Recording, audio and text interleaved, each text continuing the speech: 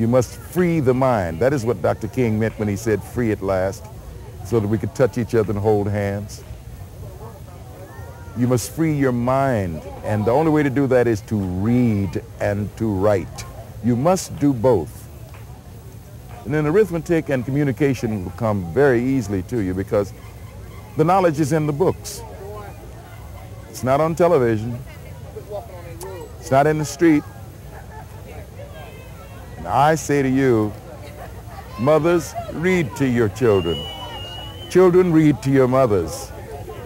Sisters, read to your brothers and read to your mothers. And write letters to them, even though you're in the same city. There's something you want to say to your mother, your father, write them a letter. Then the two of you can get together and discuss it. But you must communicate. Bless you. We love you. I feel if you believe in yourself, you can do anything you want to. But not having confidence in yourself, it drives you into doing things that you would normally do. I had a handicapped son that was beaten and robbed and left for dead right here in the city of Chicago. And my interest in the crime on the streets in Chicago was really, I don't know, I don't really know quite how to put this. My interest in crime came when the police department and none of the neighbors in the area where my son was killed could find any answers. They didn't know who did it. There was a kid that was in a wheelchair that was left on the floor for dead overnight in an apartment building. So we have to work together. I feel that we can do something to eliminate crime, but first we have to work on ourselves. It has to start within. It has to start in the home. I believe that our churches could do something about it, our schools could do something about it, but first of all, we've got to do something about it ourselves. As a parent, I'm speaking as a parent, I am interested in the entire city of Chicago coming together, as we're doing today for the No Crime Day, letting Chicago know and letting those who would commit a crime today know that we are taking a stand, that we're going to stand together. The community is going to join forces, and we are indeed going to decrease crime in the city of Chicago. We don't know how long it's going to take, but for however long it takes, we are going to decrease crime in the city of Chicago. Here's where we must go. Ben Wilson, recently a high school academic scholar plus basketball player, was shot and killed by black people, by a black man. Boy, or whatever you want to say, but he is no longer here. The black community rose up in righteous outrage that Ben got killed. And they have begun to meet on the question of teen gangs and violence in the community.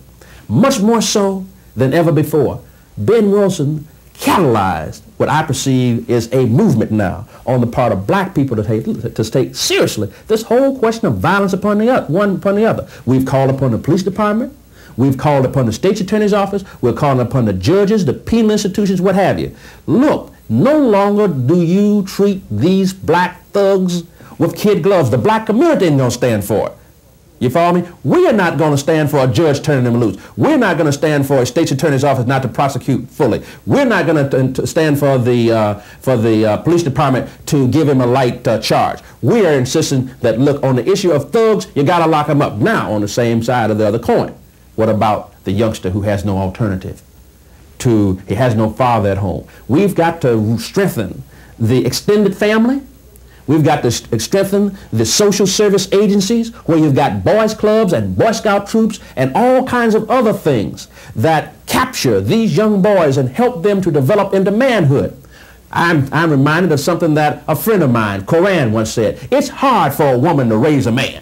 She can raise a boy, but it's hard for a woman to raise a man. Simply said that men have got to come and show our little black brothers the kind of leadership and the kind of stature that they ought to be occupying in the community. They ought to be leaders rather than the people who prey upon it and become piranha, if you will, sucking away the lifeblood of the community by threatening it and holding it hostage. But unless we, as black men, make a decision that there's going to be no more black crime and make it illegal and unpopular to be in a gang, we're going to continue to have crime and gangs. So I have to say, what we have to do in this particular instance is black folk have got to make a decision that it is going to be outlaw to have black-on-black crime, black-on-black violence, and black gangs threatening and holding hostage our communities.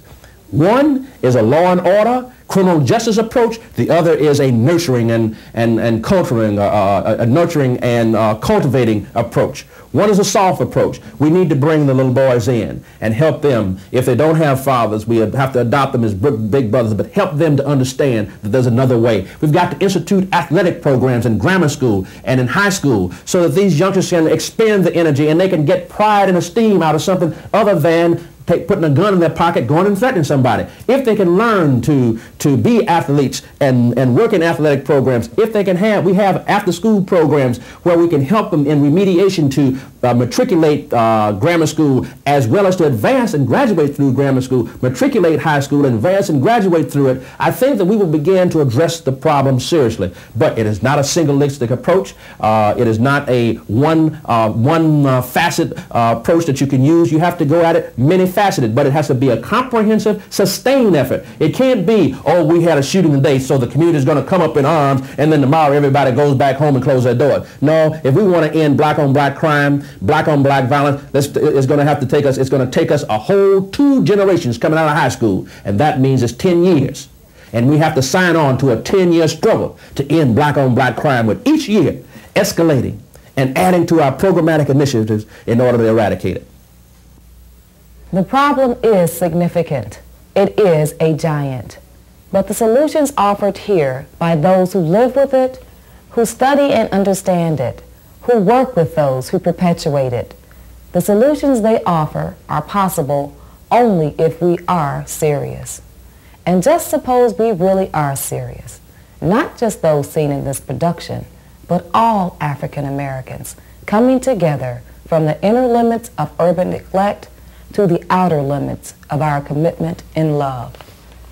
If we are really serious about coming together as a people determined to end violence in our communities, then we must engage in a profound revolution, the successful outcome of which will cause future historians to reflect upon this time and recall for posterity that it was the African American of the 1980s who demonstrated to a world seemed destined to perish that we need not, should not, would not yield to the inertia of inevitable destruction, but chose instead to become invincible instruments of permanent peace.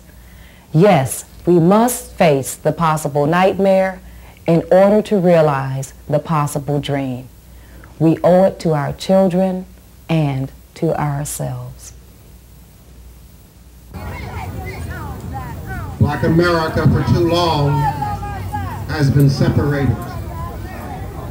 For too long we have been fighting one another. For too long we have relied upon self-destruction as a way to get off our frustration. Those days are over. Those days are over. I think the majority of community of America is wondering and waiting, when are we going to wake up? When are we going to begin to realize that the human body is the most precious thing on this earth? Only God can create a human being. Only God can create a mind that can make decisions that are so great that they can almost change the whole world. And that is in your mind. That is in our minds. You're capable of almost unlimited possibilities and capabilities. And you must realize how precious a human being is. And no one has the right to destroy one iota, one cell of a human body. That's just how precious it is.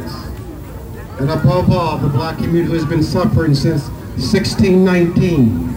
We have been suffering under frustration here in America. But we realize America is the greatest nation in the world. The opportunities here are also for us. This is our nation also. As a young man of 18 years old, I spent roughly about 36 months in New Guinea, in the Philippines, and Japan, fighting to protect this nation, because this nation is also my nation.